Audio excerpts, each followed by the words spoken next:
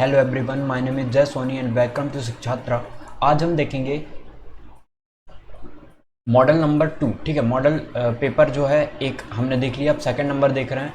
जल्दी जल्दी देख लेंगे ताकि आपका टाइम भी बर्बाद ना हो और एग्जाम के लिए भी आप जल्दी से देख सको। ठीक है, आप स्पीड बढ़ा के भी देख सकते हो। अब देखो, मैंने अटैम्प्ट करने का तरीका आपको स्ट्रेटजी में भी बता दिया और अभी जो मॉडल पेपर डिस्कस किया ना उसमें भी बता दिया। फिर भी अब हम सेकंड नंबर देखते हैं। देखो, सेकंड मॉडल पेपर देखते हैं, उसमें भी 14 क्वेश्चन होंगे। Represent the following situation in the form of quadratic equations. The area of a rectangle plot is 528 meter square. The length of the plot in meter is 1 more than twice its breadth. We need to find the length of the breadth of the plot. ठीक है, breadth हमें निकालनी है इसकी। हमें देखो, हमें क्या दिया, find the length of the breadth of the plot. सबसे पहले हमें क्या दिया, एरिया दिया। रेक्टेंगल का एरिया क्या होता है, लेंथ इंटू ब्रेड्थ होता है, तो एल इंटू बी लिख देते हैं। ठीक है, यही होता है एल इंटू बी। अब यदि लेंथ इंटू विड्थ होता है तो हम सीधे सॉल्व कर लेते हैं। अब हमें एल इंटू बी की वैल्यू दी है कितनी, 528, और इनका हमें इक्वेशन दी है, तो इक्वेशन बनाना पड़ेगा हमें। ठीक है, तो हम यहाँ ऊपर सॉल्व कर लेते हैं। देखो कैसे करेंगे इसको। सबसे पहले गिवन एवन सब लिख लेना जो भी दिया है। इसके बाद हम क्या करेंगे, we know that the area of the rectangle is 528 equal to. अब हमें यहाँ पे गिवन क्या है, देखो हमें ये दिया the length of the plot in metres is 1 more than twice its breadth. ठीक है, यदि इसकी ब्रेथ x है तो इसकी x के ट्वाइस का मोर देन 1 है। ठीक है, यही बोला है हमें। The length of the plot is 1 more than twice its breadth. ठीक है, तो ये आ जाएगा। तो हम कैसे लिखेंगे, x मल्टीप्लाई लेंथ कितनी है 2x प्लस 1, और मल्टीप्लाई क्या लिख दोगे, x लिख दोगे। बस सॉल्व करो, आंसर आ जाएगा। तो सॉल्व करते हैं तो क्या होगा, ये 2x square plus x minus 528 equal to 0 आ गया। ठीक है, अब 528 मल्टीप्लाई 2 करो, फैक्टराइज करो, फिर आंसर निकालो। तो देखो कैसे करेंगे, वहीं जो मैंने आपको पहले वाले जो मॉडल पेपर है ना उसमें भी बताया कि कैसे सॉल्व करते हैं ऐसे क्वेश्चन को। तो हम 528 मल्टीप्लाई 2 कर देंगे, फैक्टराइज करेंगे कि हमें सॉल्व करने पे x आना चाहिए, माइनस करने पे x आना चाहिए। कैसे लाएंगे, देखो इसको और फैक्टराइज करो। 4 से चला जाएगा, ये 4 बनता 4, फिर बचा 3 और ये 2 टाइम। ठीक है, 132 आ गया, मल्टीप्लाई 4 मल्टीप्लाई 2, 4 2 8 नहीं आएगा। ये किससे जाएगा, 11 से चल जाएगा, 11 और 2, तो मल्टीप्लाई 11 मल्टीप्लाई 4 मल्टीप्लाई 2। अब देखो, यदि हम 11 का मल्टीप्लाई 4 में करते हैं कितना आ जाएगा, 44। 11 का मल्टीप्लाई 2 में करते हैं 24 आएगा। इससे बात तो बन नहीं रही है, तो और फैक्टराइज कर लेते हैं।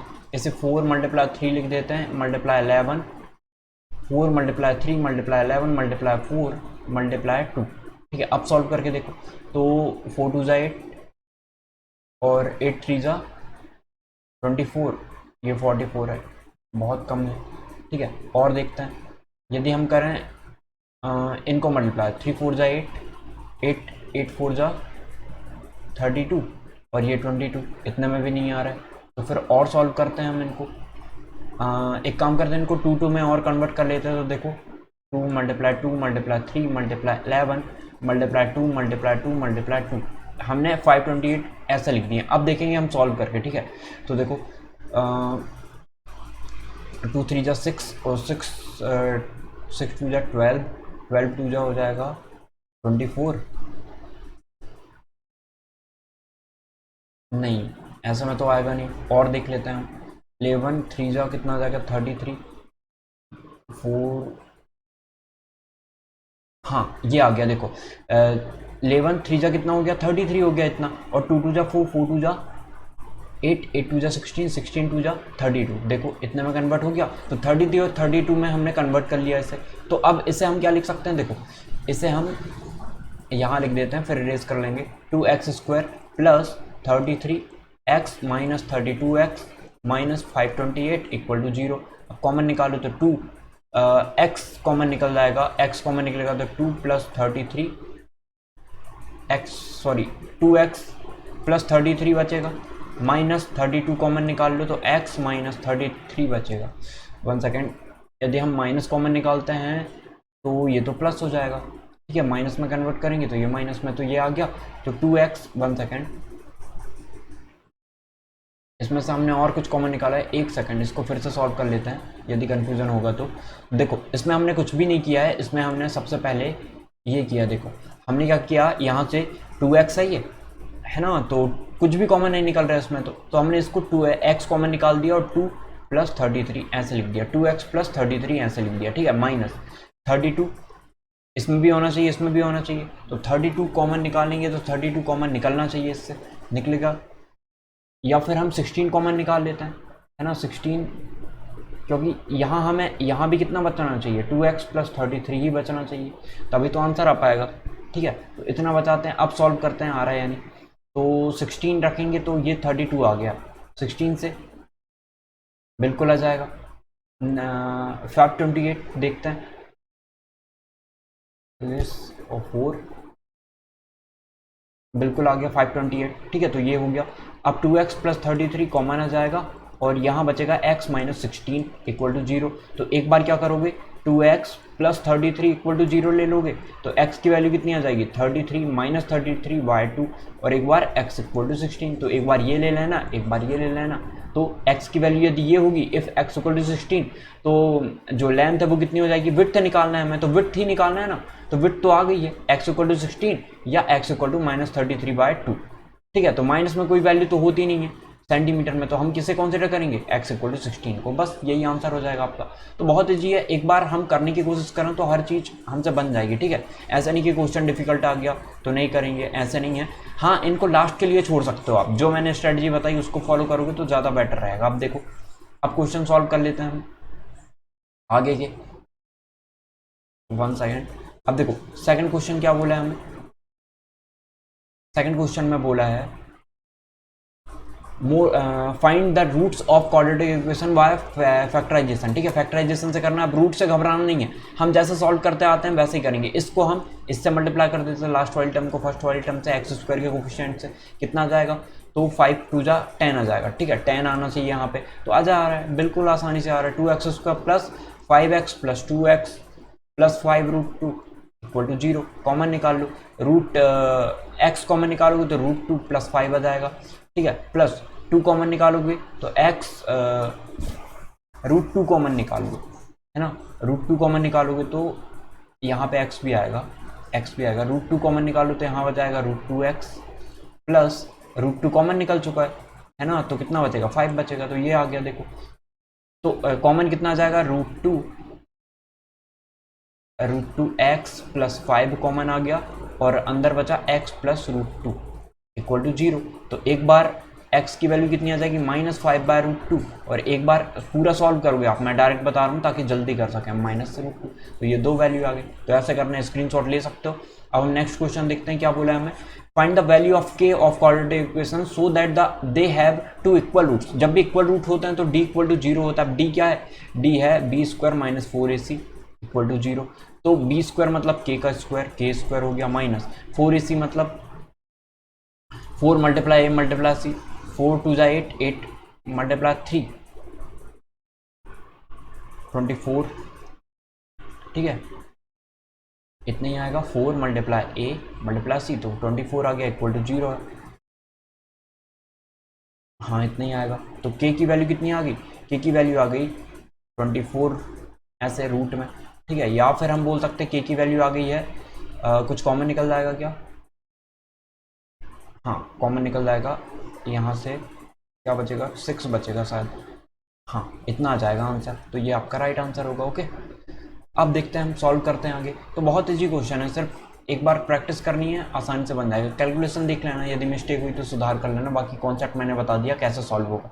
The following data given gives the information on the observed lifetime in hour of 225 electrical components, ठीक है, हमें दिया life time in hours, frequency, उनकी लाइफ टाइम कितनी है और फ्रिक्वेंसी कितनी है। तो देखो 0 से 20 आवर्स तक की जो लाइफ टाइम वाले क्या हैं, information on the observe life time in hours, electrical components हैं, ठीक है, इलेक्ट्रिकल कंपोनेंट्स हैं जिनकी हमें लाइफ दी है कि वो कितने घंटे तक सही रहते हैं, ठीक है, या फिर ख़राब हो जाते हैं उसके बाद, ऐसे भी हम बोल सकते हैं कि वो 0 से 20 तक कितने कंपोनेंट हुए, कितनी है 10 इलेक्ट्रिकल कंपोनेंट हुए। अब हमें क्या निकालना है, model life time of the component, determine the model, mode निकालना है हमें, मोड निकालना है, इसका मतलब सबसे ज़्यादा फ्रिक्वेंसी किसकी है, 61 की है सबसे ज़्यादा फ्रिक्वेंसी, ठीक है, सबसे ज़्यादा फ्रिक्वेंसी किसकी है 51 की। तो कलर चेंज कर लेते हैं, देखो 61 की है, इसका मतलब ये क्लास हम कंसिडर कर लेंगे।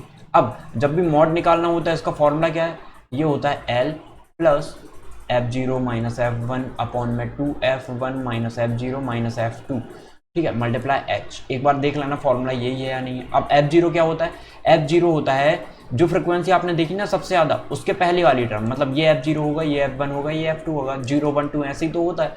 तो 0 1 2 हो गया। L की वैल्यू क्या है, लोअर लिमिट, इसकी लोअर लिमिट कितनी है, 60 है, बस वैल्यू रखो, पुट करो, आंसर आ जाएगा। H क्या है, H है इन दोनों के बीच का डिफरेंस, इनमें जो इंटरवल वो कितने का है, तो 40 20 का इंटरवल है, मतलब H की वैल्यू कितनी आ गई, 20, बस सिंपल वैल्यू रखो, आंसर आ जाएगा 60 प्लस लोअर लिमिट 60 है, F0 कितना है, F0 52 है, माइनस F1 कितना है, 61 है, ठीक है। F1 माइनस F0 है या F0 माइनस F1, एक बार देख लेना आप लोग, ठीक है, शायद F1 माइनस F0 होगा, ये एक बार चेक कर लेना। तो 61 माइनस F52 आ जाएगा, ठीक है।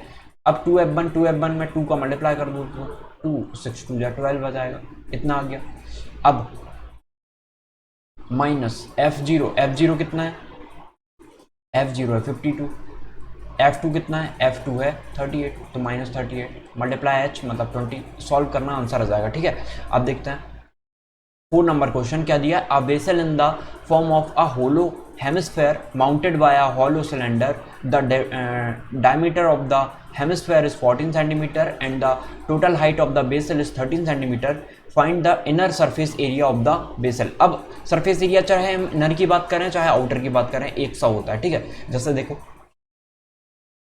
1 सेकेंड, यदि हम इसका एक कॉन बना लें, ठीक है, देखो 1 सेकेंड देख लेते हैं, ये देखो एक कॉन शेप में दिख रहा होगा आपको, ठीक है, कॉन शेप में दिख रहा है। अब चाहे हम आउटर लेयर का निकालें चाहे इनर लेयर का निकालें, सरफेस एरिया एक सा होता है, ठीक है। सरफेस एरिया कैसा होता है, एक सा होता है, फॉर्मूला एक सा होता है। हाँ, यदि हमें दिया है कि इसकी कुछ मोटाई है तो इसमें हम देखेंगे कि उसकी विड्थ कितनी है, ठीक है, तो उसके हिसाब से हम फिर अरेंज करेंगे कि इनर रेडियस कितनी होगी, आउटर रेडियस कितनी होगी, तो वही दिया है हमें। देखो अब vessel is in the form of hollow hemisphere, एक hollow hemisphere mounted by a hollow cylinder, ठीक है, एक सिलेंडर है, इसके ऊपर हमने क्या कर दिया, एक हॉलो हेमिस्फेयर रख दिया है, ठीक है, इस तरीके से। अब हमें दिया है कि इसको ऐसे भी बना सकते हैं हम इस तरीके से, ठीक है। अब देखो क्या दिया, the diameter of the hemisphere is 14 centimetre and the total height of the vessel is 13 centimetre. Total height कितनी है इसकी, टोटल हाइट यहाँ से यहाँ तक है 13 सेंटीमीटर, ठीक है, यहाँ से यहाँ तक 13 सेंटीमीटर दिया है। और क्या दिया है हमें, 13 सेंटीमीटर दिया है, 1 सेकेंड देख लेते हैं। The total height of the vessel is 13 centimetre, the diameter of the hemisphere is 14 centimetre, diameter 14 centimetre है तो रेडियस कितनी होगी, रेडियस हो जाएगी 7 सेंटीमीटर, ठीक है। अब हमें क्या निकालना है, find the inner surface area of the vessel, inner का सरफेस एरिया, तो इनर का निकालें आउटर का निकालें, बात तो एक ही है। तो इसका मतलब अब हम टोटल पार्ट का निकाल लेते हैं, जितने पार्ट को हम सरफेस एरिया मतलब जितने पार्ट को टच कर सकते हैं वो पार्ट होता है। तो अब यदि हम हेमिस्फेयर का हमें पता होना चाहिए, कर्व्ड सरफेस एरिया कितना होता है 2 पाई आर स्क्वायर प्लस, और जो सिलेंडर है उसका कितना होता है, ये इसका होता है 2 पाई आर एच, ये होता है। और हमेशा ये एरिया कैसे निकलता है, दो साइड होती है उसमें, तो आर एक साइड हो गई, एच एक साइड हो गई, बस सॉल्व कर लो। तो 2 पाई कॉमन निकल जाएगा, आर आर भी कॉमन निकल जाएगा, आर भी दोनों में कॉमन, एक आर यहाँ आ जाएगा, आर 7 प्लस एच कितना है, एच है 13, सॉरी अलग अलग एच है ना इनके, तो यहाँ से यहाँ तक कितना होगा 7 है, तो ये भी 7 होगा, 7 माइनस कर देते हैं हम, तो कितना आ जाएगा 6 आ जाएगा, ठीक है, तो 6 हो गया, बस सॉल्व कर लो। तो ये 2 मल्टीप्लाई 22 हुआ 7 मल्टीप्लाई आर कितना है 7 है, और 7 और 6 कितना आ गया 13 आ गया है, ठीक है, तो ये 13 हो गया। 1 सेकेंड, 2 मल्टीप्लाई 2, हाँ ये पूरा 13 है ना। अब सॉल्व कर लो, 44 और 13, 52, 1 और 57, यही आएगा अपॉन में 7 से डिवाइड कर दो तो 8 टाइम जाएगा, ये बचेगा 1, हो गया 12, 1 टाइम जाएगा, फिर कितना बचेगा आपका 5, तो 7 टाइम, फिर 1 बचा तो 1 टाइम, तो इतना आपका सेंटीमीटर में आंसर आ जाएगा, सेंटीमीटर स्क्वायर में। अब देखो नेक्स्ट क्वेश्चन देखते हैं, तो सिंपल है क्वेश्चन, बस सॉल्व, हमें कॉन्सेप्ट क्लियर होने चाहिए तो सारे क्वेश्चन बन जाएंगे, और फॉर्मूले याद होने चाहिए, फॉर्मूले भी इंपॉर्टेंट है, फॉर्मूले याद नहीं है तो नहीं बन पाएगा आपसे। ठीक है, अब देखो नेक्स्ट क्वेश्चन देखते हैं क्या दिया इसमें। In the figure O is the center of a circle, PQ is the chord and PT is the alternative segment theorem का है क्वेश्चन, सीधे देख के ही समझ में आ रहा है। तो देखो यदि POQ 70 डिग्री है, POQ 70 डिग्री, यदि ये 70 डिग्री हो गया तो देन कैलकुलेट TPQ ये देखना है हमें। तो हमें पता है जब भी टेंजेंट हम देखते हैं, कोई टेंजेंट ड्रॉ होती है और एक कॉर्ड ड्रॉ है, यदि कॉर्ड जो भी एंगल इससे ड्रॉ कर रही है तो इसी कॉर्ड से सरकमफ्रेंस पे बनने वाला एंगल भी उतना ही होगा। यदि ये थीटा है तो ये भी थीटा होगा। तो हम बना देते हैं, यदि ये थीटा एंगल है, लेट सपोज ये थीटा एंगल है, तो ये कितना होगा, इनको मिला दिया हमने, ये भी कितना होगा, थीटा ही होगा। अब हमें पता है यदि एक ही कॉर्ड से सेंटर में बनने वाला जो एंगल होता है वो यहाँ पे बनने वाले एंगल्स का दोगुना होता है। यदि ये 70 है तो ये 35 होगा, तो यदि ये 35 है तो ये भी 35 हो गया, मतलब एंगल TPQ कितना हो गया, 35 डिग्री। आसान क्वेश्चन है। ठीक है, अब देखते हैं नेक्स्ट क्वेश्चन, 1 सेकेंड। हाँ, अब देखो find the common difference of the AP। इसका कॉमन डिफरेंस बताना है हमें। कैसे बताओगे आप, इससे घबराना नहीं है कि बहुत डिफिकल्ट हमें दिए हुए हैं, सॉल्व करने की कोशिश तो करो, बनेगा आसानी से। ठीक है, तो देखो सॉल्व करते हैं इसे, 1 सेकेंड।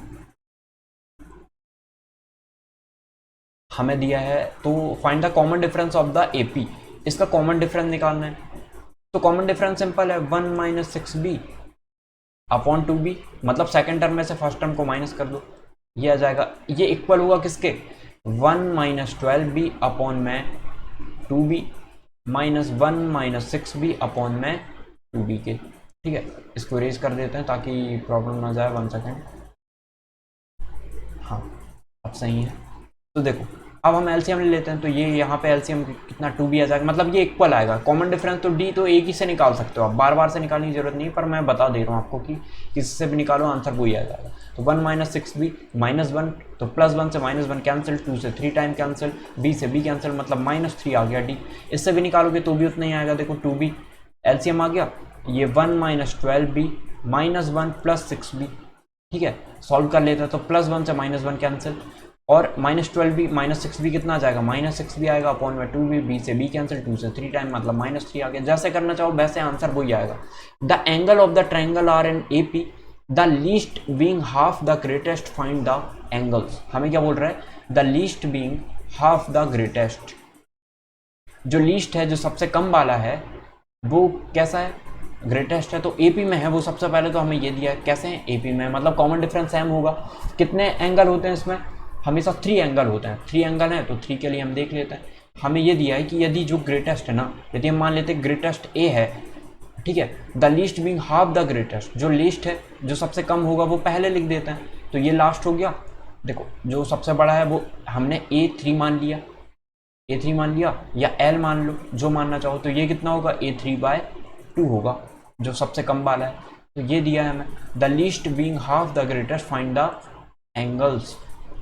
एंगल फाइंड करने हमें, तो हमें पता है टोटल का सम कितना होता है, 180 होता है। आप ये नहीं भी लिखते हो ना तो भी आ जाएगा। देखो हमें पता है जब भी हमें सम वाली बात होती है, और हमें क्या बताना है यहाँ पे, और इजी तरीका देख लेते हैं हम इसका। देखो जब भी 3 टर्म की बात होती है और वो AP में रहे, तो हम क्या मानते हैं, उनको स्टैंडर्ड फॉर्म में मान लेते हैं, तो हमारा इजीली आंसर आ जाता है। देखो हमें इतना पता है कि यदि हम A - D, हमें इतना पता है यदि AP में है तो कॉमन डिफरेंस सेम होना चाहिए, तो ये A हो गया, ये A + D। देखो कॉमन डिफरेंस सेम है, यानी A से इसको माइनस करो D आएगा, A से इसको A + D से इसको माइनस करो D आ जाएगा आपका कॉमन डिफरेंस। ठीक है, मतलब ये AP में है। अब हमें पता है इनका जब हम सम निकालते हैं तो वो कितना आता है, 180 आता है ना। तीनों एंगल का सम कितना होता है, 180। सॉल्व कर लेते हैं, D से देखो D कैंसिल हो गया, कितना आ गया ये 1 2 3 3A = 180, या फिर A की वैल्यू आ गई, देखो कितनी है, 3 6 18, 60 आ गई। A की वैल्यू कितनी आ गई, 60, मतलब हमने बीच का एंगल निकाल लिया। हमें ये दोनों एंगल और निकालने, तो उसके लिए D चाहिए हमें, तभी निकाल सकते हैं। तो D कैसे निकालें, तो हमें एक और चीज़ दी है कि लीस्ट वाला जो है, यदि हम A + D की बात करें, ठीक है, 1 सेकेंड, यदि हम A + D की बात करें, तो A + D जो है ना, A + D जो है वो ए माइनस डी से यदि हम कंपैरिजन करें इनका तो हाफ है ये, ठीक है। तो ये दोनों इक्वल कब होंगे, जब हम 2 से मल्टीप्लाई करें छोटे वाले में, तो ये इक्वल हो जाएगा। तो बस सॉल्व कर लो, तो a plus d equal to 2a minus 2d, ठीक है। तो एक काम करो, a इस तरफ ले आओ, d भी इस तरफ ले आते हैं, d 2d को इस तरफ ले आओ, तो 2d इस तरफ आके 3d हो जाएगा, 3d इक्वल टू a, है ना। तो a की वैल्यू हमें पता है कितनी 60 है, तो d इक्वल टू कितना आ जाएगा 60/3 मतलब 20। तो d की वैल्यू कितनी आ गई 20 आ गई। आप सब चीज़ें निकाल सकते हो। फर्स्ट वाला क्या आ जाएगा a माइनस डी, तो 60 माइनस डी मतलब 60 माइनस 30 कितना आ गया 30 आ गया। 1 सेकेंड 3 2 जा तो 20 है ना, तो 40 आ जाएगा। मतलब फर्स्ट एंगल कितना आ गया 40 आ गया, और सेकंड एंगल कितना आ जाएगा, सेकंड एंगल निकाल ही चुके हैं 60 आ गया। थर्ड एंगल कितना आ जाएगा, थर्ड एंगल आ जाएगा 80, है ना, क्योंकि a प्लस डी मतलब 60 प्लस 20 80 आएगा। देखो ये हाफ है, यानी 80 का हाफ है 40, बिल्कुल है। बस आंसर आ गया आपका। तो find the angles, angle find हो गए 40 60 और 80। तो ऐसे करोगे तो ज़्यादा बेटर रहेगा। ओके, अब देखते हैं नेक्स्ट क्वेश्चन। हमें दिया from a point on the ground the angles of elevation of the bottom and the top of a transmission tower fixed at the top of 20 metre high building are 45 degree and 60 degree respectively find the height of the tower. हमें दिया है from a point on the ground, एक point है ground से, ground में एक point है, the angle of elevation of the bottom and the top of a transmission tower fixed at the top of 20 metre high building. हमें ये दिया है कि from a point on the ground, ground से the angle of elevation of the bottom, angle of elevation of the bottom, ये कोई building होगी, ऐसे मान के चलते हैं। बिल्डिंग के ऊपर कोई टॉवर भी है, ठीक है। बिल्डिंग के ऊपर ये टॉवर हो गया, ये एक टॉवर हो गया। तो हमें बोल रहा है कि the top of a transmission tower fixed at the top of a 20 metre high building. 20 metre high building ये हो गई, बिल्डिंग है ये, और हमें ये दिया है। आई होप आपको क्लियर हो रहा होगा ये टॉवर क्या है। अब हमें एंगल ऑफ एलिवेशन दिया है। सबसे पहले क्या दिया है, high building are 45 and 60 respectively. तो देखो टॉप से और उसके बॉटम से, angle of elevation of the bottom and the top of a transmission, ठीक है। तो बॉटम और टॉप बोला है, तो बॉटम से कितना एंगल बन रहा है 45 डिग्री का, ये 45 डिग्री है, और उसके टॉप से कितने का बन रहा है 60 डिग्री का। तो मतलब ये टोटल एंगल कितने का होगा 60 डिग्री का होगा। बस अब हमें फाइंड करना है हाइट ऑफ द टॉवर। तो टॉवर की हाइट h मान लो। तो सबसे पहले ए बी सी और ये डी पॉइंट दे दिया हमने, ठीक है। डी भी एक बिल्डिंग है जिसकी हमें लेंथ दी है 20 मीटर, ठीक है, हाइट दी है 20 मीटर। अब सॉल्व कर लेते हैं। तो हम सबसे पहले बड़ा ट्रायंगल लेंगे। अब इसमें हमें क्या निकालना है, हमें इसमें क्या बताना है, find the height of the tower, tower की हाइट बतानी है, ठीक है। तो देखो यदि हमें सबसे पहले छोटा ट्रायंगल लेते हैं हम, D C B, triangle D C B में देखो डी बी सी, पहले बी रख दो क्योंकि राइट एंगल ट्रायंगल ले रहे हैं ना, तो डी बी सी। अब इसमें tan 45 इक्वल टू क्या होगा, पी अपॉन बी मतलब 20/20, सॉरी 20/b। तो tan कितना होता है 1/1 होता है, तो 20/b, b की वैल्यू निकालनी है तो b आ जाएगा यहाँ से। b इक्वल टू कितना हो गया 20, मतलब ये 20 निकल गया। अब हमें क्या निकालना, हाइट निकालनी है टोटल। तो अब हम बड़ा ट्रायंगल लेंगे तो इसमें टोटल हाइट कितनी हो जाएगी h + 20, ठीक है, h + 20 मीटर होगी। अब निकाल लेते हैं तो tan 60 इक्वल टू कितना होगा, p कितना है h + 20 है अपॉन b कितना है 20 है। बस सॉल्व कर लेते हैं। tan 60 कितना होता है √3 होता है। तो √3 में 20 का मल्टीप्लाई कर देते हैं, 20 √3 आ जाएगा और h + 20 आ गया।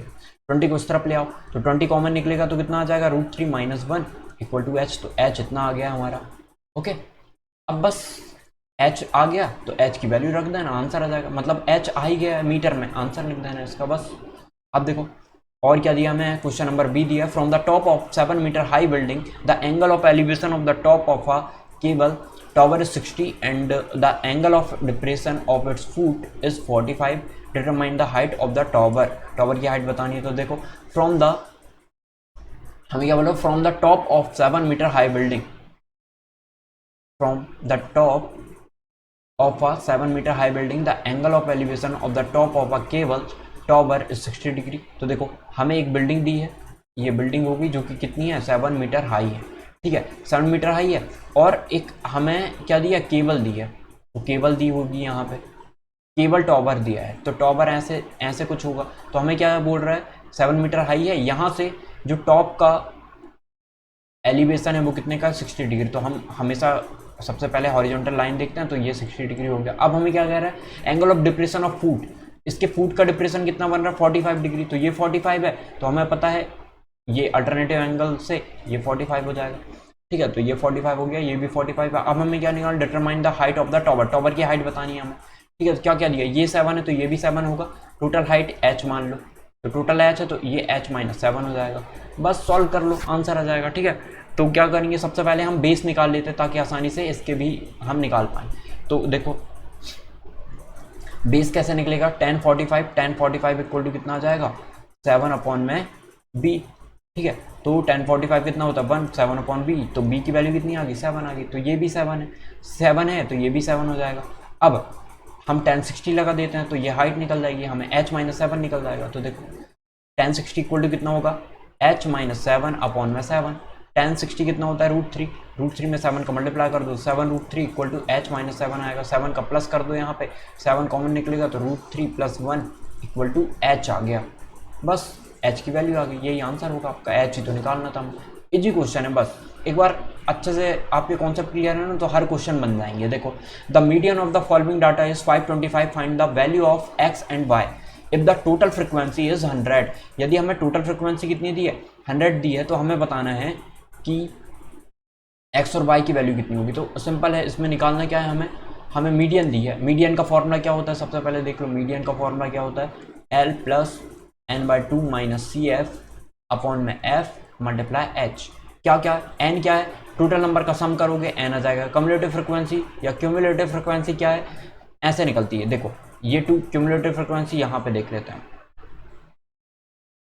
इसकी बहुत नीड होगी क्योंकि हमें cf, ये 2 का 2 आ जाएगा, 2 में 5 को जोड़ेंगे कितना आ जाएगा 7 आ जाएगा, 7 को x में जोड़ेंगे 7 + x आ गया, इसको 19 + x आ जाएगा, ये 17 जोड़ देता तो ये कितना हो जाएगा 20 मान के चलो इसे, तो 20 तो ये 37 होगा, 37 लेकिन 36 लाइन है तो 36 आ जाएगा प्लस x, ठीक है। कैलकुलेशन देख लेना, ऐसे क्वेश्चन में 2-3 बार सॉल्व करके देखना है तभी आपको सही मानना है इसे, ठीक है।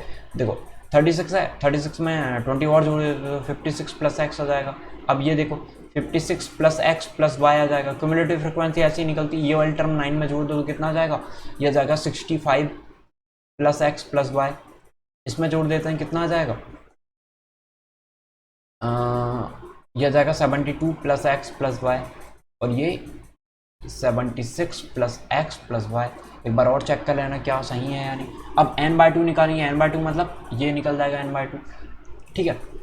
तो ऐसे सॉल्व करना पड़ेगा तब इसका आंसर आएगा, ओके। तो आई होप आपको क्लियर हो गया होगा। सीधे आप इसमें वैल्यू रखोगे, मीडियन आपको दी है 525 रखना है, यहाँ पे आंसर आ जाएगा, x और y की वैल्यू आ जाएगी, बस। अब देखो find the mean of the following data. अब यदि हमें मीन निकालनी है तो परसेंटेज ऑफ फीमेल टीचर्स दिया है। अब मीन का फॉर्मूला क्या है, इसको हमें यदि इंटरवल दिया है तो हमें xi निकालना पड़ेगा। पहले xi कैसे निकलता है, इन दोनों का सम करो अपॉन में 2 कर दो तो xi निकलता जाएगा। सबका xi निकाल लो यहाँ पे, ठीक है। ये xi निकाल लिया, 15 + 25 और 5 कितना 30, 30 और 10 40 अपॉन में 2 20 आ गया।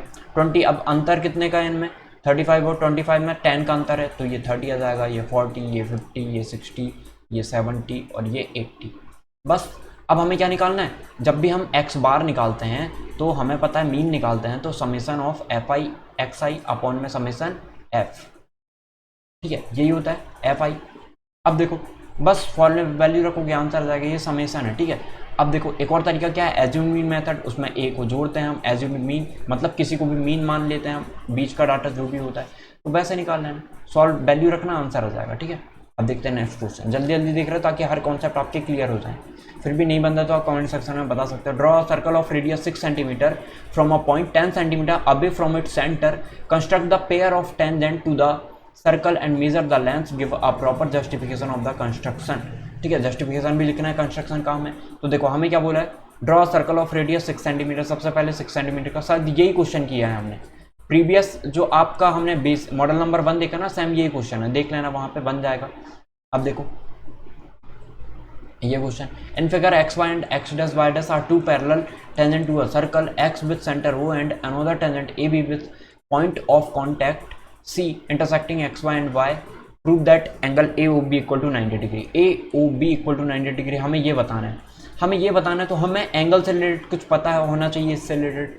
ये तो हम कैसे बता सकते हैं, हमें पता है जब भी हम पॉइंट ऑफ, देखो हमें क्या बताना है, ये दोनों एंगल 90 डिग्री होने चाहिए। मतलब यदि हम एंगल ए ओ बी की बात करें, क्या मैं एंगल ए ओ बी को ऐसे लिख सकता हूँ, angle A O C plus angle C O B. देखो दोनों एंगल, ये एंगल और ये एंगल दोनों का सम ही तो है ए ओ सी ए ओ बी, ठीक है। तो हमें ए ओ बी निकालना है। तो कभी कभी आपको ये लाइन ड्रॉ करके नहीं दी होगी, ये लाइन ड्रॉ करके नहीं देगी, आपको बनाना पड़ेगा, ठीक है, नहीं दिया होगा तो। अब देखो सोचा कैसे, हमें एंगल से रिलेटेड क्वेश्चन दिया है, प्रूव करना है हमें कि ये आना चाहिए। एंगल से रिलेटेड दिया है, एंगल से रिलेटेड हमें इसमें क्या क्या पता है, हमें ये पता है कि ये 90 डिग्री होता है, पॉइंट ऑफ कांटेक्ट को सेंटर से मिलाता है तो ये 90 डिग्री, ये भी 90 डिग्री होता है, हमें ये भी पता है, ये भी 90 डिग्री होता है, हमें ये भी पता है, ठीक है। तो बस सॉल्व करते हैं। आप कैसे करोगे, तो हम इनमें दो चीज़ों में कुछ कॉमन बता दे तो आंसर कुछ आ सकता है।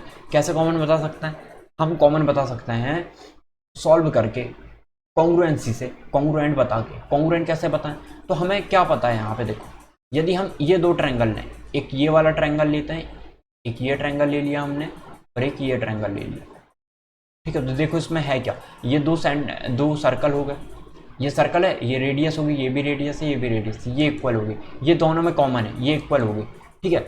और ये देखो 90 डिग्री बन रहा है, तो RHS से हम क्या बोल सकते हैं, ये दोनों कॉन्ग्रुएंट हो गए, ठीक है। अब कॉन्ग्रुएंट हो गए, और एक और तरीका है कि आपने इस पॉइंट से देखा कि ये PA और AC एक ही पॉइंट से है, दो टेंजेंट ड्रॉ है, मतलब ये इक्वल होगी। यदि RHS से नहीं बताना है तो हमने तीनों साइड को इक्वल बता दिया, करस्पॉन्डिंग साइड। अब तीनों साइड इक्वल है, इसका मतलब ये कॉन्ग्रुएंट होगा, इसके हर एक एंगल सेम होंगे, तो ये 90 है, ये 90 होगा, ये एंगल इस एंगल के इक्वल होगा, ये वाला एंगल इस वाले एंगल के इक्वल होगा। तो यदि हम ऐसा मान लेते हैं कि जो एंगल POA है ना, जो एंगल POA है वो इक्वल किसके होगा, एंगल AOC के, एंगल AOC के इक्वल होगा। ओके, आई होप आपको क्लियर हुआ होगा इतना।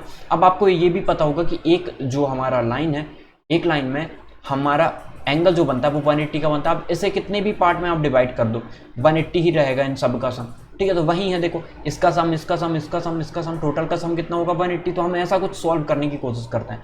तो सिमिलरली यदि ये दोनों ट्रायंगल कॉन्ग्रुएंट है तो ये दोनों भी कॉन्ग्रुएंट होंगे, तो यहाँ पे भी हम इन दोनों एंगल को इक्वल रख सकते हैं। मतलब एंगल QO, देखो QOB इक्वल टू होगा एंगल BOC के, ठीक है। अब देखो सबको सम कर देते हैं, इसका सम, इसका सम, इसका सम, इसका सम, सबको जोड़ देंगे तो कितना जाएगा 180 को इक्वल। यहाँ देख लेते हैं, तो हम ऐसे करेंगे कि angle POA plus angle AOC plus angle COB plus angle BOQ, ठीक है, इक्वल टू कितना होगा 180 डिग्री होगा। अब POA को क्या लिख सकते हैं हम, देखो POA को AOC लिख सकते हैं, तो AOC कितना हो जाएगा। अब हमें निकालना क्या है, हमें AOC निकालना है, इसी की तो नीड है। देखो यदि इन दोनों एंगल का सम करेंगे तो AOB आएगा, तो इसी की नीड है, हमें AOB 90 डिग्री बताना है। तो हमने इसे AOC लिख दिया, तो AOC और AOC मिलकर 2AOC हो गए, ये दोनों 2AOC। अब COB और BOQ,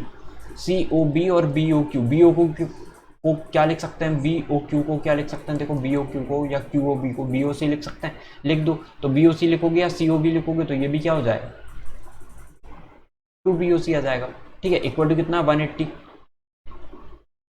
1 सेकेंड, 180 है। तो देखो 2 से डिवाइड कर देते हैं दोनों साइड में, तो angle AOC plus angle BOC equal to कितना आ जाएगा 90। यही तो आपका प्रूव करना था हमें। तो हम इन दोनों को क्या लिख सकते हैं, एंगल AOB लिख सकते हैं। देखो 1 सेकेंड, देखो एंगल AOB को हम इन दोनों का सम लिख सकते हैं जो पहले बताया था, तो 90 डिग्री आ गया, बस आंसर आ गया। अब देखो यदि ये दिया है 2 टेंजेंट TP एंड TQ, इसे रेज कर देते हैं ताकि अच्छे से क्लियर हो सारी चीजें। 1 सेकेंड रुको। अब देखो, अब हमें ये क्वेश्चन दिया है। अब ऐसे नहीं कि हाँ यदि डिफिकल्ट लगा तो इसको लास्ट में छोड़ेंगे, हम लास्ट के लिए छोड़ेंगे। यदि बन जाता है तो तुरंत सॉल्व करना है उसे। इस टाइप का क्वेश्चन करा होगा तभी आप तुरंत सॉल्व करो, नहीं तो उसे यदि कर दिया, धोखे से लिख दिया, आंसर नहीं आ रहा, छोड़ दो उसे, 2 मिनट बाद छोड़ दिया और अगले क्वेश्चन को सॉल्व करने लगा, ठीक है। उसके लिए लाइन छोड़ दिया हमने, या फिर पेज छोड़ दिए, एक दो पेज छोड़ दिए, उसके बाद करने लगे। तो देखो, two tangent T P and T Q are drawn, T P and T Q हमने बना दिया to a circle with centre O from an external point T, एक एक्सटर्नल पॉइंट से बना दिया हमने। अब देखो point T, prove that angle P T Q and equal to होगा angle two angle O P Q के, ओ पी क्यू के, ठीक है। अब सॉल्व करते हैं इसे। तो देखो हमें क्या बताना है कि एंगल पी टी क्यू जो है, पी टी क्यू जो है वो एंगल दुगना होना चाहिए ओ पी क्यू के, ठीक है, ये एंगल दुगना होना चाहिए। तो ऐसे बोला है हमें, तो ऐसा करते हैं हम इन दोनों को मिला देते हैं, ओ को टी पी से मिला दिया हमने, ठीक है। हमें एंगल से रिलेटेड कुछ जानना है यहाँ पे। अब देखो यदि हमें ये एंगल फाइंड करना है, यदि हमें ये एंगल फाइंड करना है, कैसे कर सकते हैं? हमें पता है ये राइट एंगल ट्रायंगल हो गया, 90 डिग्री पता है हमें, यदि ये पता है, ये पता और चल रहा है तो ये निकाल सकते हैं आसानी से। तो वैसे ही करेंगे हम। अब देखो यदि हमने इस एंगल को क्या मान लिया, एक्स मान लिया, ठीक है, पी टी क्यू को क्या मान लिया, एक्स मान लिया, ये टोटल एंगल एक्स है, तो ये कितना होगा, ये वाला एंगल कितना होगा, x/2 होगा, क्योंकि हाफ होता है, क्योंकि ये दोनों ट्रायंगल कॉन्ग्रुएंट होते हैं जब टेंजेंट ड्रॉ करते हैं, तो ये x/2 है। अब हमें पता चल गया ये x/2 है, ये 90 डिग्री है टोटल, ये टोटल 90 डिग्री है, तो हमें एंगल वो पता चल जाएगा। देखो कैसे, तो हमें पता है तीनों एंगल का सम कितना होता है, x+2 प्लस एंगल p कितना है, 90 डिग्री है, plus angle POT equal to कितना है, 180 होगा, तो 90 को उस तरफ ले जा लो, तो x+2 plus angle POT equal to कितना आ जाएगा, 90 आ जाएगा, ठीक है। अब देखो एंगल POT की वैल्यू कितनी आ जाएगी, यहाँ से एंगल POT की वैल्यू निकाल लो, तो 90 माइनस x/2 आ गई, ठीक है। कितनी आ गई, POT की वैल्यू 90 माइनस x/2 आ गई। अब हम इसमें देखते हैं ट्रायंगल, इसको D नाम दे दो, तो एंगल ट्रायंगल PDO में देखो कितना है, हमें पता है ये वाला एंगल हमें निकालना है, हमें ये पता चल गया ये 90 डिग्री है, तो ये 90 डिग्री हो गया। हमें एंगल O पता चल गया, देखो कितना है, 90 माइनस x/2 ये है, प्लस हमें एंगल P फाइंड करना है, एंगल DPO फाइंड करना है, ऐसे देखो सबका सम कितना है, 180 होगा।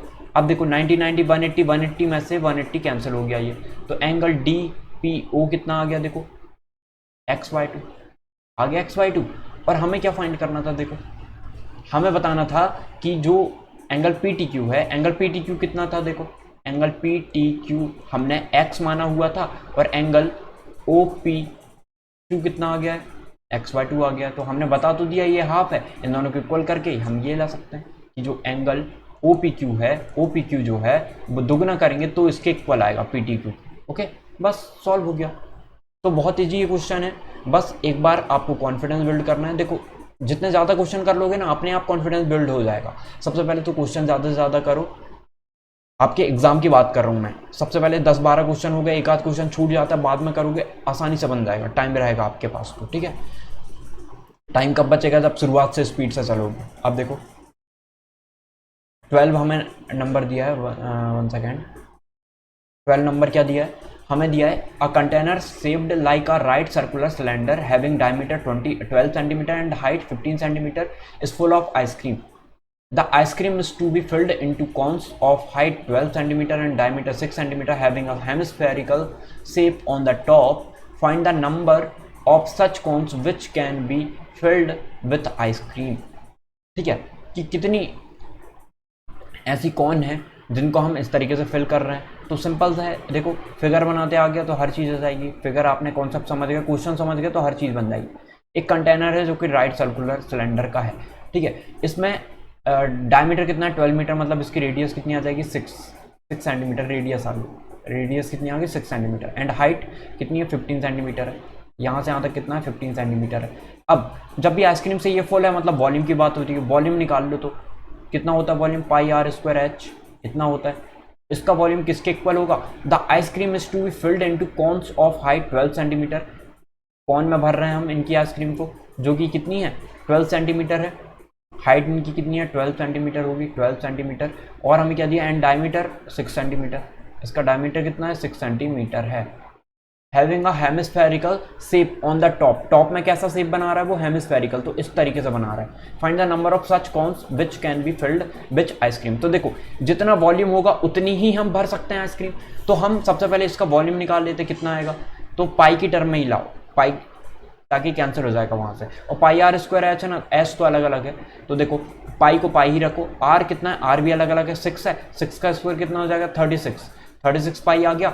एच कितना है देखो 15 है, तो मल्टीप्लाई 15 कर दो, 36 मल्टीप्लाई 15 पाई। ये किसका वॉल्यूम निकल गया, ये सेंटीमीटर क्यूब ये वॉल्यूम निकल गया सिलेंडर का। अब हमें ये आइसक्रीम जो है कौन में भरना है, कौन कितनी है, तो देखो कौन और ऊपर हेमिस्फेरिकल भी दिख रहा है, हमें हेमिस्फेयर भी दिख रहा है, तो उसका भी वॉल्यूम निकलेगा। हेमिस्फेयर का वॉल्यूम कितना होता है 2/3 पाई आर क्यूब, और जो कौन है उसमें भी आइसक्रीम भर रहे हैं तो उसका भी वॉल्यूम आएगा, कितना होता है 1/3 पाई आर स्क्वायर एच। बस सॉल्व कर लो। यहां से देखो पाई कॉमन निकल जाएगा, 1/3 पाई कॉमन निकल गया, आर भी कॉमन निकल जाएगा, आर स्क्वायर कॉमन निकल गया। अब देखो आर क्योंकि दोनों में सेम है, तो क्या क्या बचा यहाँ पे 2 बचा, एक और आर बचा, प्लस यहाँ पे देखते हैं 1/3 कॉमन निकल गया, पाई कॉमन निकल गया, आर स्क्वायर कॉमन निकल गया, एच बचा। सॉल्व कर लो, ये किसके इक्वल होगा, हम ऐसी कितनी कौन लगेगी, तो n ऐसी कौन लगेगी जिनका वॉल्यूम इतना है, तो वो किसके इक्वल होगा 36 मल्टीप्लाई 15 पाई के। देखो पाई से पाई कैंसिल हो गया है ना, आर से आर तो अलग चीज होगी इसमें। सॉल्व कर लेते हैं आप, 36 multiply 15 equal to n। R की वैल्यू कितनी है इसमें, आर देखो कितना था 6 सेंटीमीटर था ना, एक सेकंड देख लेते हैं, डायमीटर 6 है, ice cream filled into cones of height 12 centimetre and diameter 6 centimetre. Diameter 6 है तो 3 आ जाएगी, रेडियस 3 3 9 आ गया, 2r मतलब 3 2 6 प्लस h कितना है 12 है। 12 तो कहाँ तक है, कौन का है ना सिर्फ, देखो field into cones of height 12 centimetre, कौन का हाइट है 12 सेंटीमीटर, उसके ऊपर 6 और जोड़ देते हैं तो 18 आ जाएगा।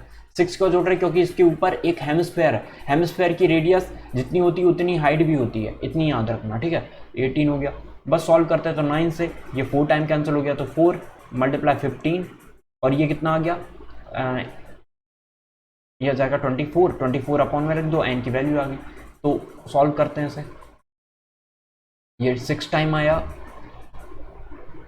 एक सेकंड कहीं गलती तो नहीं की हमने, 2r आर स्क्वायर 1/3, 3 का तो हमने कहीं मल्टीप्लाई नहीं किया ना, 3 यहाँ आ जाएगा। और तो देखो अब सॉल्व करते हैं, ये 3 से 2 टाइम कैंसिल होगा, 2 से ये 2 टाइम कैंसिल होगा, एक सेकंड, 4 से 24, 2 से 3 टाइम कैंसिल हो गया, और एक सेकंड फिर से देख लेते हैं इसे, 9 को 36, 4 टाइम है 15, और ये 6 और 8 कितना है 24 अपॉन में 24 ले आओ, और 3 जो था 3 भी मल्टीप्लाई में आ जाएगा ऐसे, इक्वल टू कितना आ गया n।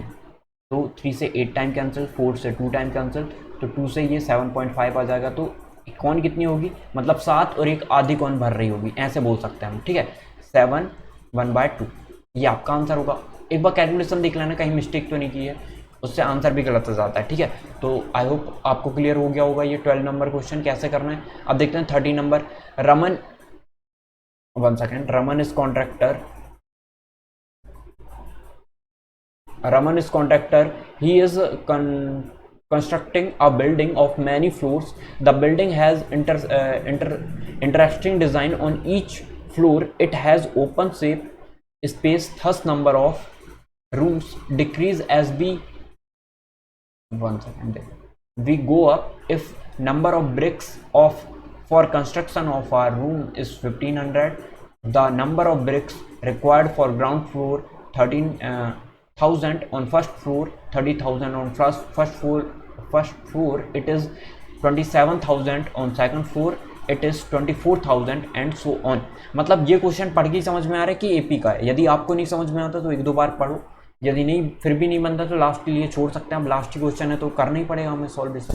तो देखो क्या बोल रहा है, Raman is contractor, he has constructing a building of many floor, बहुत सारे फ्लोर हैं उसके, कंस्ट्रक्ट कर रहा है। The building has interesting design on each floor, it has open space, thus number of rooms decreases as we go up। ऊपर जाते जाते तो नंबर ऑफ जो रूम है वो डिक्रीज होता जाता है। If number of BRICS for construction of a room is 1500, एक रूम को बनाने में कितनी ब्रिक्स लग रही है 1500।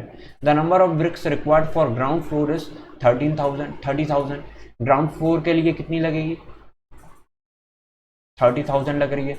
On first floor it is 27,000, ground floor हो गया, इसके फर्स्ट फ्लोर पे कितनी लग रही है 27,000। ठीक है। एंड सेकंड फ्लोर कितनी लगेगी 24,000। इसका मतलब देखो ये ग्राउंड हो गया, ये ग्राउंड फ्लोर है, उसमें कितनी लगी है 30,000 लगी है, 30,000 लगी है। उसके ऊपर एक और रूम है जिसमें कितनी लगी है 27,000, मतलब ये कम होते जा रही है। और बोला भी क्वेश्चन में 24,000, तो हम डी निकाल सकते हैं आसानी से। कितना आ जाएगा देखो डी आ गया 3,000। कितना हो रहा है, हम माइनस करते चल रहे हैं तो -30,000 आ जाएगा। इससे इसको माइनस करेंगे ना तो डी कितना आ गया -3,000। अब हमें क्या बताना है, हमें बताना है find the total number of rooms on ground floor. Ground floor में कितने नंबर ऑफ रूम्स हैं हमें ये बताना है। Find the number of rooms on fifth floor, fifth floor में कितने रूम है हमें ये बताना है। तो देखो हमें ये बोला है कि if number of bricks of constructing of a room is 1500, मतलब एक रूम को बनाने में कितनी ब्रिक्स लग रही हैं 1500। तो हमें ग्राउंड फ्लोर पे कितनी ब्रिक्स लगी थी 30,000, तो उसमें कितने रूम होंगे तो डिवाइड कर देते हैं। एक में इतने लग रहे हैं तो इतने में कितने लगेंगे, तो 20 से 20 कैंसिल कर दो, 15 से डिवाइड करोगे तो कितना आ जाएगा, ये 30,000 था ना, तो 15 2 जा और ये 20, मतलब 20 रूम होंगे नीचे, है ना, यही हो गया। देखो 30,000 है, 30,000 अपॉन में 1500, 20 से ये 20 कैंसिल हो गया, 15 से 2 टाइम 30 और ये 0 आ गया, तो 20 रूम होंगे। तो हमें क्या बताना है, हमें बताना है find the total number of rooms on ground floor. Ground floor में कितने नंबर ऑफ रूम है 20 रूम है, ये बता दिया हमने इसका। Find the number of rooms on fifth floor, fifth floor में कितने रूम होंगे तो हम निकाल लेते हैं। देखो फर्स्ट फ्लोर में इतने हैं, सेकंड पे इतने हैं, थर्ड पे इतने, तो फिफ्थ पे कितने होंगे। फिफ्थ का ए एन इक्वल टू क्या निकाल लेते हैं, A plus N minus 1 into D. ठीक है, ए कितना है 30,000, 30,000 है, प्लस एन माइनस 1 मतलब हमें क्या निकालना है फिफ्थ, फिफ्थ माइनस 1 4 आ जाएगा। डी कितना था -3,000। ठीक है, ए एन निकालना है हमें, ए एन में कितनी आएगी, यदि हमें पता चल गया ब्रिक्स कितनी लग रही तो हम आसानी से निकाल सकते हैं कि कितने रूम होंगे, तो निकाल लो। तो ए एन इक्वल टू यहाँ देख लेता है 30,000 है, 4 का मल्टीप्लाई कर दो तो कितना जाएगा 12,000 में से माइनस कर देते हैं तो कितना जाएगा 18,000 आ जाएगा। 18,000 लग गई। अब 18,000 है तो उसमें एक रूम को कितनी लग रही है 50,000 लग रही है, तो 00 से ये 00 कैंसिल हो गया, ये 18,000 तो 1 2 3 0 होंगे, 2 0 कैंसिल हो गया, बच ये, तो 15 से कैंसिल करते हैं, 15 से 3 बचेगा, 3 हो गया 30, 2 टाइम मतलब 12 रूम होंगे। तो हमने बता दिया फिफ्थ पे कितने होंगे 12 रूम होंगे। तो ऐसे सॉल्व करना है आपको। अब देखो नेक्स्ट क्वेश्चन क्या दिया, a group of student of class x visited India get on the education trip. Education trip पे यह कहाँ गए थे, विजिटेड इंडिया गेट गए थे विजिट करने। The teacher and student has interest in history as well, the teacher narrated that India Gate official name. तो देखो इससे घबराना नहीं है कि बहुत सारा डाटा दिया, ये डाटा कोई काम का ही नहीं है, क्योंकि इसमें जो लगेगा हम वो देखेंगे। Find the angle of, time नहीं बचा तो सीधे क्या करोगे, इसको पढ़ने के अलावा आप इसको नहीं पढ़ना, सीधे ये पढ़ोगे। क्या निकालना, find the angle of elevation if there are standing at a distance of 42 metre away from the monument. ठीक है, ये मॉन्यूमेंट हो गया, इससे कितने अवे हैं 42 मीटर है। ठीक है, हमें क्या बताना है, find the angle of elevation बताना है, मतलब यहाँ से टॉप से, तो ये भी, इसकी भी हाइट पता होनी चाहिए, वो दिया है हमें देखो 42 मीटर, ये भी 42 मीटर है, ये दिया है ये 42 मीटर, बस सॉल्व कर लो। 42 ये है, 42 ये है, मतलब कितना होगा 45 डिग्री होगा एंगल। कैसे निकाल सकते हैं, देखो tan थीटा इक्वल टू कितना है 45/45 p अपॉन बी, तो 1 आ गया। 1 कब होता है, tan 45 भी 1 होता है, आंसर आ जाएगा 45 डिग्री। बस इजी क्वेश्चन है। If the altitude of the sun is at 60 degree then find the height of the vertical tower that will cast a shadow of length. तो ये देखो, ये एक टावर हो गया, ये कितनी जो लेंथ है वो शैडो बना रहा है, 20 मीटर की शैडो बना रहा है। ठीक है, अब हमें क्या बोला है, फाइंड द हाइट, इसकी हाइट बतानी है। यदि एंगल ऑफ एलिवेशन कितना बन रहा है 60 डिग्री बन रहा है सन के साथ, तो सन के साथ बना है चाहे कहीं बना है, ये कितना ही आगे जाते रहे, ये तो 60 डिग्री रहेगा। तो यहाँ से निकालना है हमें, हाइट निकालनी, तो यहीं तक कंसिडर करेंगे। तो p upon b, tan 60 equal to p upon b होता है। तो देखो tan 60 कितना होता है √3, p हमें पता नहीं है, p निकालना है, b कितना दिया 20, तो 20√3 आपका राइट आंसर हो जाएगा। ठीक है, इस पर वैल्यू भी रख सकते हो, 20 मल्टीप्लाई 1.732, सॉल्व करना, आंसर आ जाएगा। मीटर में आ रहा है तो मीटर में लिख देना। ओके, तो ये आंसर होगा। तो देखो हमने बहुत इजीली, बहुत कम टाइम में ये सारे क्वेश्चन सॉल्व कर लिए। तो वैसे ही आपको भी करना है, सारे क्वेश्चन को बहुत स्पीड से चलोगे। अब ऐसे नहीं, इतनी स्पीड से नहीं कि आप खुद पढ़ नहीं पा रहे हो, ऐसे लिख रहे हो, तो ऐसा भी नहीं, अच्छे से क्लियर तरीके से लिखोगे और थोड़ा स्पीड से चलना है ताकि टाइम बचे आपके पास, और पेशेंस के साथ करना है। थोड़ी ऐसा नहीं कि कैलकुलेशन जहाँ कर रहे हो वहाँ थोड़ा रुक के कर लो, धीरे कर लो। जो चीज़ लिखने की है, जैसे गिवन लिख रहे हैं, ये चीज़ स्पीड में कर लो। ये ध्यान रखना कि क्वेश्चन में जो लिखा है आपने, जो भी क्वेश्चन है उसको ध्यान से लिखना, समझना और वही क्वेश्चन लिखना। ऐसा नहीं कि क्वेश्चन ही गलत लिख रहे हो तो सॉल्व करने में तो आंसर ही गलत आएगा। ठीक है, याद रखना। Okay, thank you.